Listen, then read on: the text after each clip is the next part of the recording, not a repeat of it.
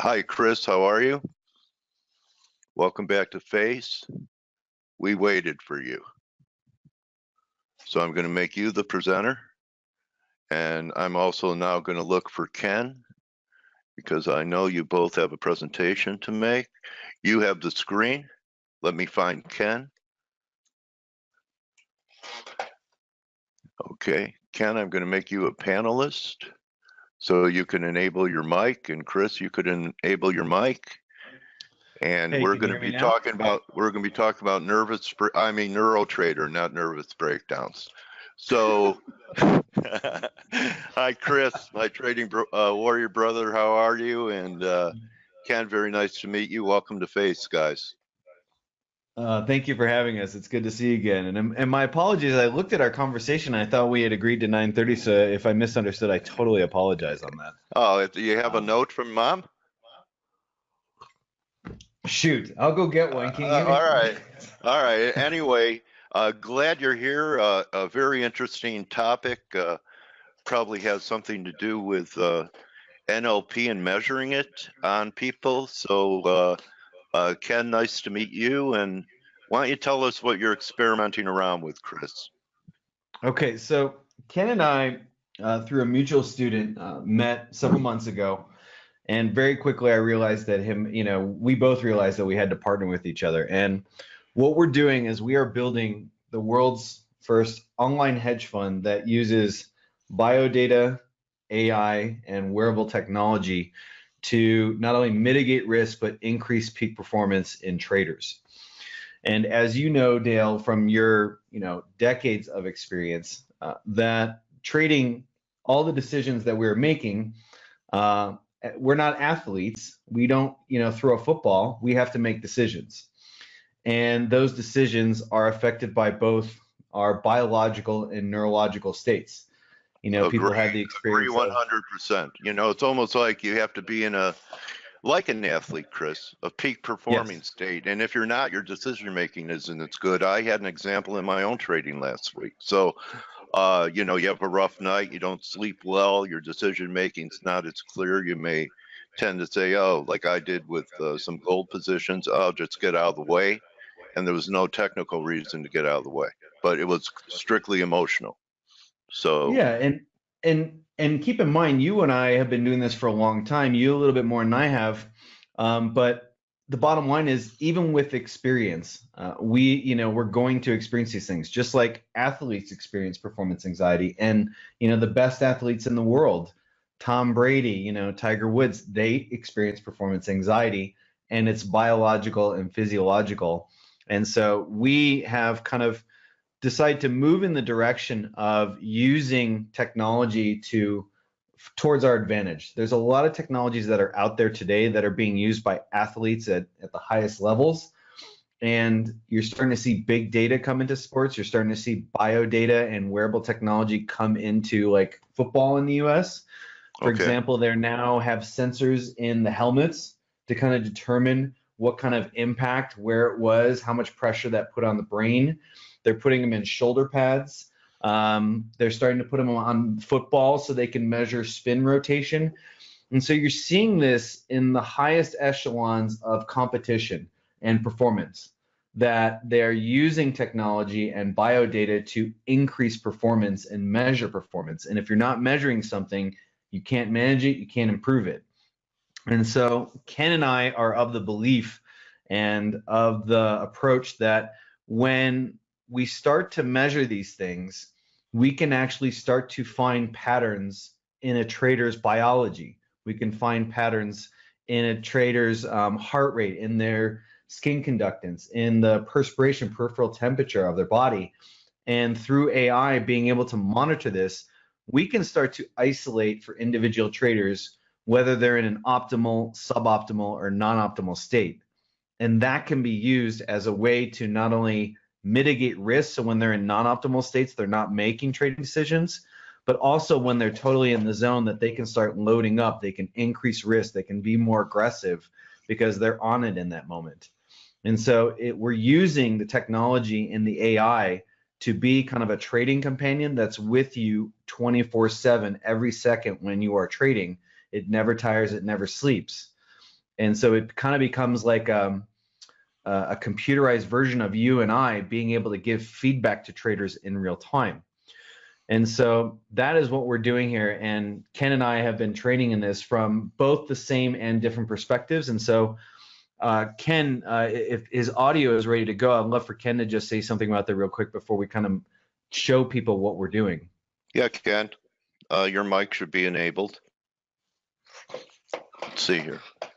It looks like he has self-muted right now, so. Yeah, so there's a drop-down menu for you, Ken.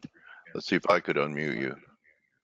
I can't unmute you. You have to go to the drop-down menu on top and choose your.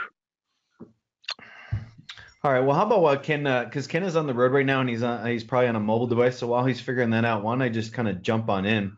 Okay. And Ken, when you're ready. Interesting, Chris. I've been. All right, I got you. Okay, there's Ken. Hi, Ken. Nice to meet you. And you too. So I wanted to say that 2 points. We've been researching this for 9 years. So we know that biology is a leading indicator of our performance in trading. So as Chris rightfully said, biology is a leading indicator of athletes, and they've known that for quite some time now, 20, 30 years now. The Russians were actually at the forefront of all this back in the 60s and 70s with their space program. But in trading terms, we've been doing this for 9 years now. And I want to go to your earliest point in the introduction. When you said about that you had a bad trading day yesterday, you knew you hadn't slept well, the emotional side. And so the question in that entire sentence is, how do you know? Where is the threshold where you should trade, and where is the threshold that you actually need to sit this one out? That's the question. When we leave it to our subjective experience, we can sit there and turn around and say, yeah, I didn't have the best sleep last night. I got a little bit of a runny nose, but I think I'll be okay, and I'll just soldier through this trading day. And trading's not that type of a profession that you can actually do that.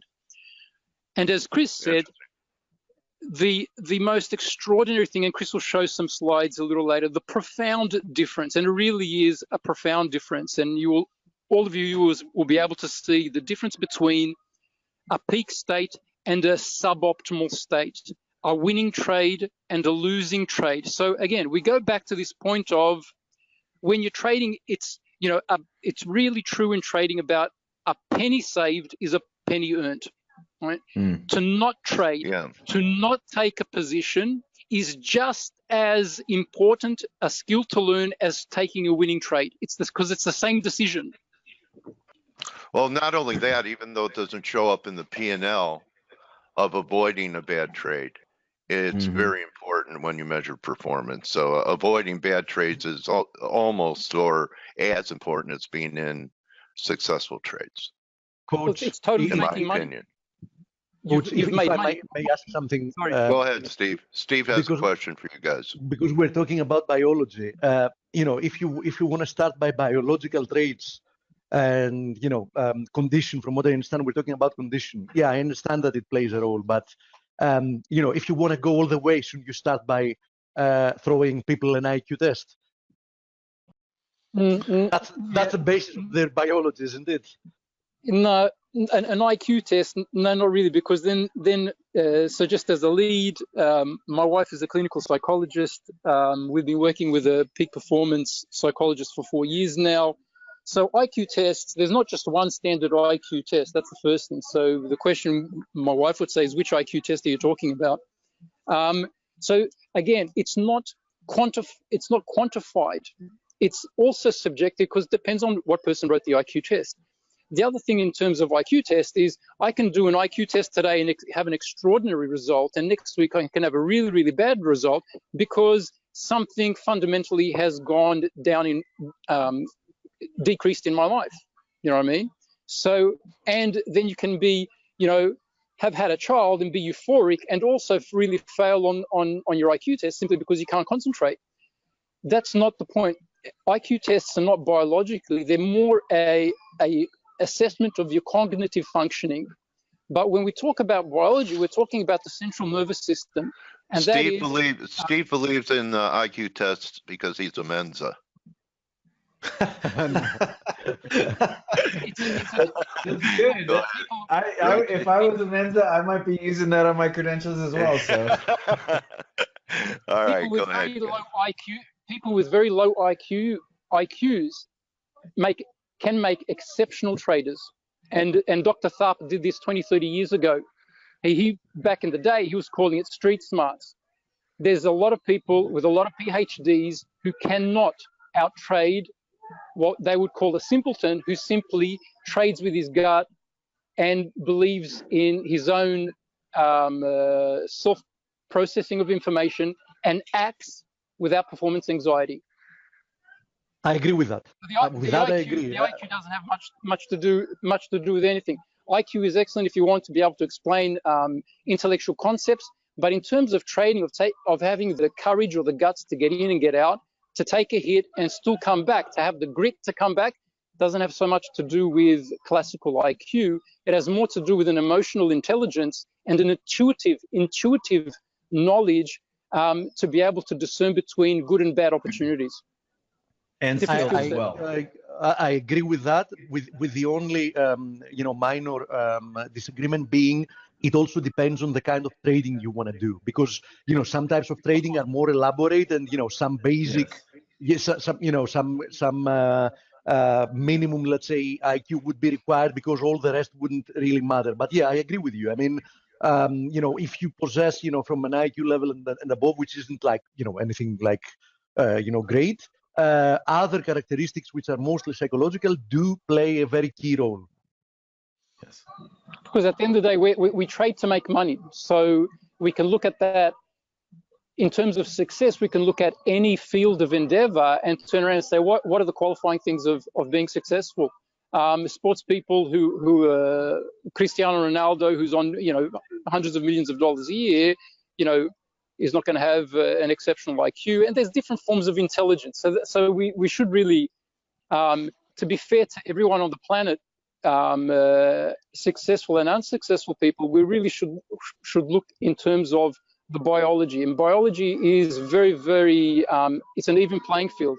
We all have a homeostatic temperature of 36.7 degrees Celsius. There's certain things that we all share, and it's these metrics that we can use to start to recognize when someone is moving into a threatening and a non-threatening situation, simply because the nervous system responds that way. Whether you have an exceptional IQ and you're part of Mensa or you don't, your nervous system is still going to respond the same thing in terms of a threatening situation. You're going to want to walk away from it. Same as when you're walking into a bad trade. When you're in a bad trade, you're in a threatening environment. Biologically, your central nervous system will respond exactly the same, regardless of race, color, creed, and intellect. Interesting. And that's where this Great question, Steve. This is where it equalizes everybody. It gives every single retail trader the same opportunity to trade up and against the guy from Goldman Sachs who's on $2.5 million. How about compared to algos, where you don't have to worry about any emotional response, peak performance? How about just a machine? Is that where the goal of where you're trying to get to eliminate all the times that people aren't machines and have them trade when they're performing like one? Absolutely. So we use technology not to make humans redundant. A man with the assistance of technology will always be technology in and of itself. In addition to that, it gives back people and everybody else that spice of life. Everybody likes watching Roger Federer play tennis, Cristiano Ronaldo, Tom Brady. We enjoy seeing people at their peak because we want to be at a peak ourselves. Everybody has this deep desire to perform at a peak level. No one's going to watch two robots playing tennis. Who cares? There's no emotion in it. There's no thrill. There's no excitement. And being able to give retail traders the same technology, the same support the same education, the same skill set for them to walk in every single day, whether you're trading for 30 minutes or an hour or for 4 hours a day, 1 day a week or 5 days a week, but to get you into that peak state and give you the support for you to be a professional athlete in the game of trading. That's what everybody wants. That's what juices people up to be able to trade again another day and to make money. Okay. So are you going to get into the process and the equipment? Yes. Okay. Ken, do you want to just briefly kind of cover how, what we're trying to communicate in this slide, and then we can kind of show some examples of winning and losing trades and the differences in the biodata? Yeah, so we have a wearable device. It measures, it fits around your finger. It measures your heart rate, your peripheral temperature, and your perspiration, your skin conductivity.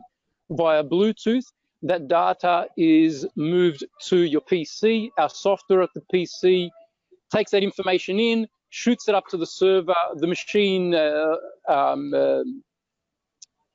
learning, the artificial intelligence, correlates that with price and market sentiment, and can automatically take trades in and of itself, or alert you of when you're in an optimal or a suboptimal state, and that gets fed back to you.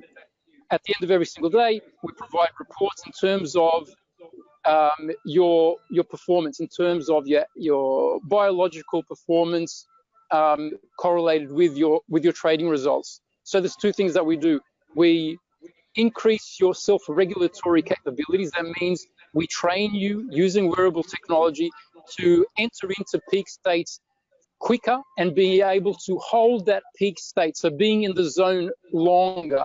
Wearable technology has the extraordinary ability to decrease the learning period that it takes for someone to learn how to get into a peak state. That's what wearable technology does exceptionally. In addition to that, it monitors you in order to be able to recognize when you're in or out of a suboptimal state, therefore telling you when to trade and when not to trade. So that's the system in a nutshell. Okay. And we have so we'd like to show you some examples here as well about, increasing the self-regulatory capacities and showing the differences in the biodata here. So we have a couple slides here. And, basically, so the top end of this chart, what you're seeing here is the price section on the Euro USD. And these are two separate trades. And we're showing you the differences in the biodata between a professional trader and a beginning trader. And so, Ken, do you want to briefly comment and talk about the differences in the biodata there? Yeah, so on the left-hand side, as Chris said, there's the Euro USD, and you can see it's a very, very low volatility, and underneath is the heart rate, and you can see how erratic the heart rate is of a beginning trader. He's constantly second-guessing himself, which is a reflection of his heart rate. He's very, very nervous. Should I buy? Should I sell? He's constantly asking himself, what is this? What does price mean now? What does this tick up, tick down mean? And this is reflected in the heart rate. On the right-hand side, you see a lot more volatility in Euro USD, and you can see what the heart rate's like on a professional trade. It doesn't change. And so that shows composure. I'm glad that's not an EKG. So you know what I mean? Might be the end of us. That's what I mean. Yeah, you can never be in a peak performing state again. But yeah, that's really interesting. So that's a type of ideal performing state that your heart rate stays in kind of a defined range here.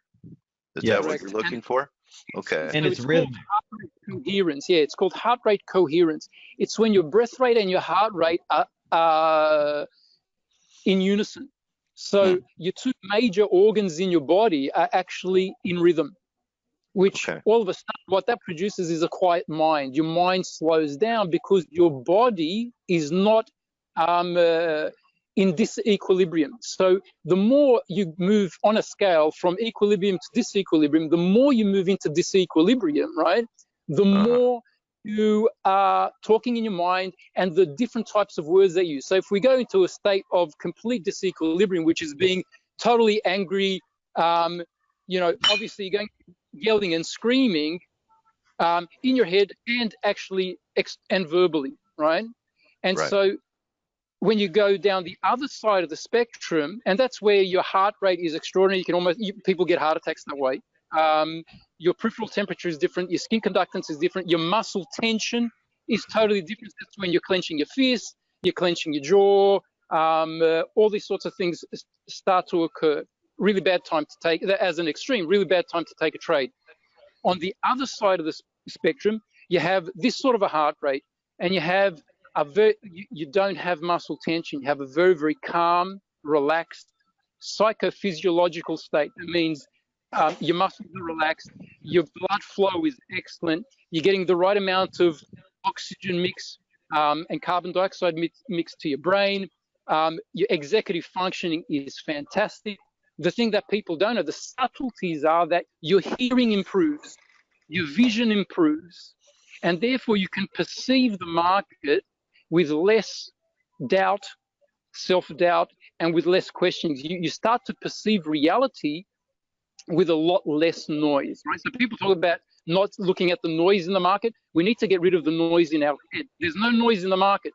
It's the noise that we create in our head. It's all in our head. In the market, yeah. But this is the way biologically we can see that threshold. Where is it that this guy's biology starts to produce losing trades? When is it that the probability of losing trades increases? Where's that threshold? And where's the threshold where there's a higher likelihood that the trades are going to be successful? This is what our biology allows us to do. And there's a couple things I would like to just point out here real quickly. You know, so on the left side, his heart rate is getting up to 100 beats a minute. That's a relative panic state. Anything, 100, 120 is a total red zone. Whereas here, it's consistently between 60 and 80. And you see this one little subtle spike here. This is right before they pull the trigger. This is right before they pull the trigger. So we actually had a biomarker communicating to us ahead of time, hey, they're about to pull the trigger in the market. So in other words, the biodata that we're seeing here isn't just showing the extremes, the consistency, or the volatility. It's also communicating to us ahead of time when a person is most likely going to make a trade, because we all experience a certain kind of anticipation. We all experience a certain level of excitement. There's also your brain is going to light up when you start to recognize a pattern in the market and you start to see, oh, I know what this is. This is going to start to reverse. I need to buy here. Those are going to create neurological and biological markers that we can actually pick up ahead of time. So the AI and the data that we're monitoring is not only telling us what's happening as they make actions, but it's also even giving us clues ahead of time. Hey, trader A here is most likely going to make a trade in the next few seconds or minutes.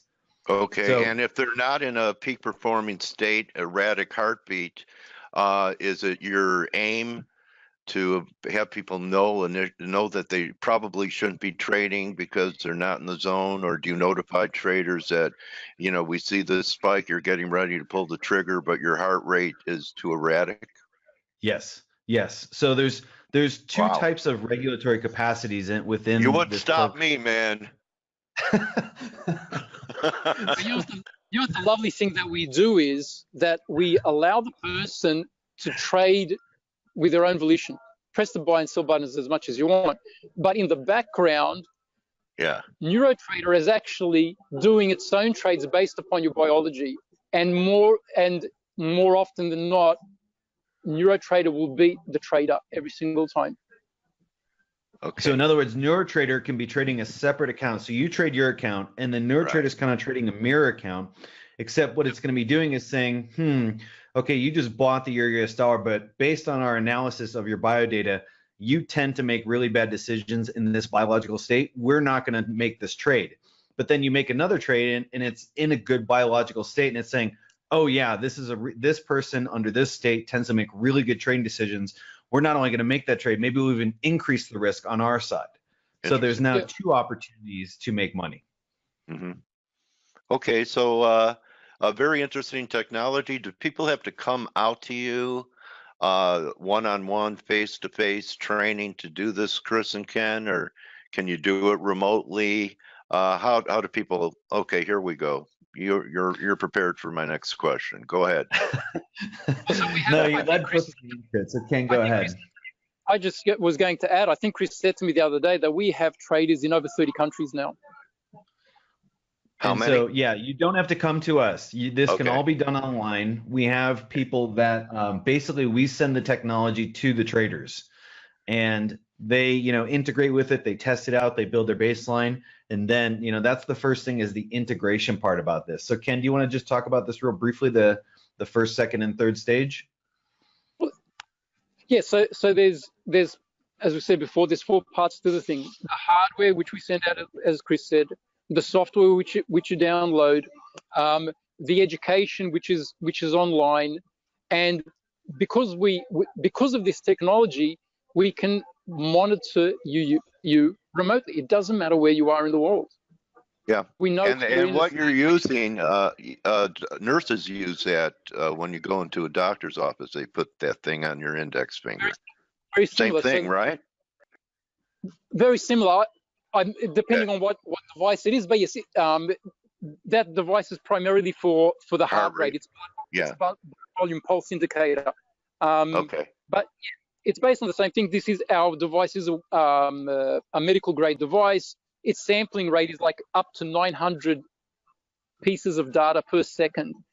So it's extraordinary clarity in terms of the biodata that we're able to pick up. So once we integrate a person over the course of the next 6 months, over the course of the first 6 months, we create a baseline for this person, and we start to develop these, what we call an individual peak performance profile for the trader. We know, we start to track what is your biology in a losing trade, what is your biology in a winning trade, and everything in between. And based upon that data, that's how we start to build the repository for the artificial intelligence to get all the more acute and to start to recognize, well, this is maybe a trade that you shouldn't take, where the room for error is very, very slim. And we can actually start to save money on these very, very, very tight trades where maybe you would have taken it and lost, but because of the more data we put in there, the greater the granularity of the outcome that we can get, and all of a sudden we can start to produce very, very excellent trades just simply based on biodata. From that, with the 100 traders that we have commencing the program in February, we're going to start to allocate assets to those guys. Again, it's a gradual thing. Some people learn faster, some people take a little bit longer to become consistent peak performers. And as these guys come online, we're going to be allocating them assets and suggesting to them strongly what assets they should be trading, so that we can really create a well-balanced fund, a well-balanced portfolio of traders and assets that we're following. So that's keep in mind here. So if let's say a trader is trading on their own, they're at their home, whatever, and so by and large, I mean, they have to do a lot of decisions and a lot of managing of things on their own. They have to decide what instruments, they have to decide what times of the day, what days of the week, what kind of risk parameters and everything like that. We take that away completely so that they just have to find patterns in the market and trade it. We use the data, the bio data, the AI to kind of understand, hey, you don't do so well in these days at these times. You do really good with these types of volatility instruments, and these types of instruments with this kind of volatility, you don't do well. So traders now have to kind of measure that and manage that on their own. And we're saying, no, we're going to treat you like Tom Brady. Tom Brady doesn't have to decide what uniform he's wearing that day. That's decided for him. He doesn't have to decide, the playbook. That's what the coaches do. He just has to show up and throw the football and read the defense and make the plays. And that's what we're turning traders in. We're saying, look, we don't want you to be a Formula One driver who has to be the mechanic and the guy who changes the tires at the same time. That's just not going to work. We just want you to drive. Most traders don't succeed because they split their intellectual energy on far too many jobs, and you can't focus on the one thing you're supposed to do, which is enter and exit a trade successfully. How about this, guys? How about too many instruments? I use the example that guys I knew early in my career on the trading floor may have been a local in cattle, and they never had to go to another market to be successful. And you want to specialize. Can you imagine going to your heart surgeon who's also got a lawn mowing business and also is a panel beater at the same time. Like, would you really trust this guy if he wasn't a specialist? Much the same way. This is why most traders don't have confidence in themselves. You can't trust yourself. Why? Because you're a jack of all trades. Okay. And the key here, Dale, when you said that in terms of too many instruments, the real question is how many is too many instruments for that trader? Everybody's going to be different. There are certain traders that, so like, for example, I know a guy that all he does is trade the S&P E-minis all day, and that's it. And he's fantastic at it. And he has a tremendous amount of skills in terms of recognizing patterns in the market. If we were to throw him other instruments, he would do miserable. But then other traders sometimes do better when they're across multiple asset classes. So the real question for traders has always been, how do I know which instruments and how many is too much for me and how many is too little? Now we have technology that can kind of measure this and say, look, when you start expanding to 6 instruments or 10 instruments or this, your performance drops. But when you just trade these right here, you do well. You know, with my students, I analyze their accounts. So after they complete 100 trades with us, I do an analytics session with them. And I analyze all the instruments that they're trading. And more often than not, students are trading too many instruments, and we have to remove the underperformers.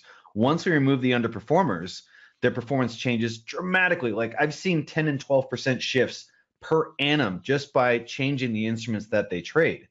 So the real question is becoming how many and what are the ones you should and should not be trading? And now we have technology that can help with that. Yeah, I've heard that if you can't remember the last price of the instruments you trade, you're trading too many. That's a pretty good example. You have to know them inside and out. So I agree with you on that. Okay. We actually worked with a product which actually tracked and measured your ability to one of the terms, it's an incorrect term, but cognitive load. How much information, processing speed, how much information can you actually hold and process at that one point in time? And it's extraordinarily shocking and humbling to see how much little information you actually can hold effectively. So it's not about knowing a lot of things. The point is, in terms of quality, recall. How much information can you qualitatively remember without starting to have the lines blur and not really know what decision goes where? And this is that point. So, let me ask you guys, are you, stage 3, institutional onboarding? Okay, go ahead. So at this point in the process, we have all the baselines for the traders. We have, we understand their portfolio and what assets that they will perform best in and which ones they'll perform suboptimally in. So we now have really filtered out and really honed in and narrowed down, hey, this is where you will outperform in these particular areas and these particular instruments, times, days, everything. At that point, we have a lot of relationships with various institutions. So now at this point, we can start connecting institutional capital with the actual trader. Keep in mind, we're also going to be funding traders ourselves that go through this program. So, a lot of traders come to me and like, look, I've shown that I can make money, but I only got, $5,000 in a bank account. And unless I can, multiply that by 10 plus per year, I'm not going to pay my bills. I'm not going to pay my mortgage. I can't live off that. So what do I do if I don't have the capital? And we say, don't worry about it. We have the capital ourselves and we have access to capital. So we kind of eliminate one of the biggest hurdles. So you're kind of helping people become prop traders with your technology. Correct. We are creating a fund. We are creating an online fund where people can trade from home and they don't have to worry about capital. We'll cover the capital. We'll cover the technology. We'll cover the portfolio. How much of a drawdown will you tolerate with your technology? So we talked about this, and we generally only want our maximum drawdown would be a 1 double-digit month. If they go beyond that, the numbers are pretty clear to us that once a trader within a single year, calendar year, has 2 double-digit drawdowns, their chances of recovering that account, that's just getting back to break even. Their chances of recovering the account are about like 3%. Okay. And so the numbers are very clear. And so we are very cautious about that because if you think about it, if you have a 20% drawdown, you need what, a 30% return just to get back to break even. Right. Hedge funds close after a certain percentage drawdown because they know, shoot, They're we're not not going to hit their high watermark again. Yeah. Yeah, exactly. So, you know, that for us, the statistics are pretty clear. You get maximum of 1 double-digit drawdown. After that, it's just too much. Your chances of recovering are slim. So risk is super important for us. Okay, reasonable. Any other slides, or do you want to talk about the cost of the program, or leave that for when people get a hold of you?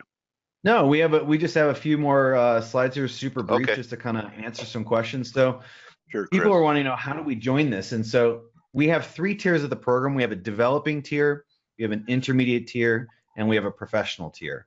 The first 2 are 6 months, and the third one is 12 months. And basically, they're broken down into the developing tiers for someone who's probably pretty new to trading. They don't have a lot of experience, and they feel like, look, I want to do this. I'm not sure if I want to be like a professional who sits there for 8 hours a day and do this, but I want to do this, and I want to have this kind of feedback and models and technology available to me so that when I'm trading in the most optimal states possible. So they only have to complete any one of these tiers. The second tier is you're going to get a lot more feedback from us on a much more regular basis. In terms of the bio data, they're going to get a lot more coaching from us on a regular basis. And so this is kind of the mid-level tier. This is somebody who's been doing this for a couple of years. They're like, yes, I want to be a trader. I want to do this, and I want to make sure that I'm always performing in my most optimal state. And then there's the professional grade, which is, look, this is what I'm committing to 110%. There's nothing else I want to do. I have the time. I have some resources to do this, and I want to get feedback from you guys every single day. So those are the 3 tiers that we have. So first thing is they have to complete any tier of the program. This is a pretty low bar. They only have to, on demo or live, achieve 1% profitability over that 6-month period while not violating the risk parameters. So not just, it doesn't have to even be live. It can be on a demo account. And then the third criteria is we're looking for consistent behavioral profiles. So are they trading the same instruments? Is their risk management consistent? Are they trading the same times of the day? Are they trading the same types of patterns and setups? Because that will show in their trading and in the decisions that they make and in their behavioral profiles. We'll see that. And then again, the last criteria is no more than 1 month of double-digit drawdowns. That's the requirements to join our hedge fund, which is a pretty low bar. And we understand that most traders out there are not consistent, right? They're not consistent even in losing, let alone being consistent when in trading successfully. The point of the 6 months is in order to start to train these people as professional traders, to give them that time and the technology and the support to train up these guys from being inconsistent to being consistently losing, to be consistently break even. And then once at break even, as we've said a number of times, Chris and I, out of 10 trades, if we take away 2 losers, we can automatically move someone who is break even into a profitable position. This is why the bar is so low. It's because of our ability to mitigate grossly losing trades in advance, which actually pushes someone into the field of being profitable. And Dale, you've known that sometimes the difference, between a winning month and a losing month is really it's not necessarily making more wins. It's sometimes just making a few less losses. Exactly. It's often a very fine line. It's always a fine line. Would have, could have, should have, right? So, and these numbers have changed. We should probably, I actually haven't updated this. So we actually only have, I think 7 seats left for tier 3. We have about 10 for tier 2, and we only have like 7 or 8 more for tier 1. This changed since the last 2 weeks. We've had a lot of people sign up. So, well, congratulations, Chris. Ken, nice to meet you. Very interesting take on a way to help traders improve by looking at what Mother Nature put together that in all of us as men and women that we have to overcome to be effective traders. So I wish you guys a lot of success with your new program.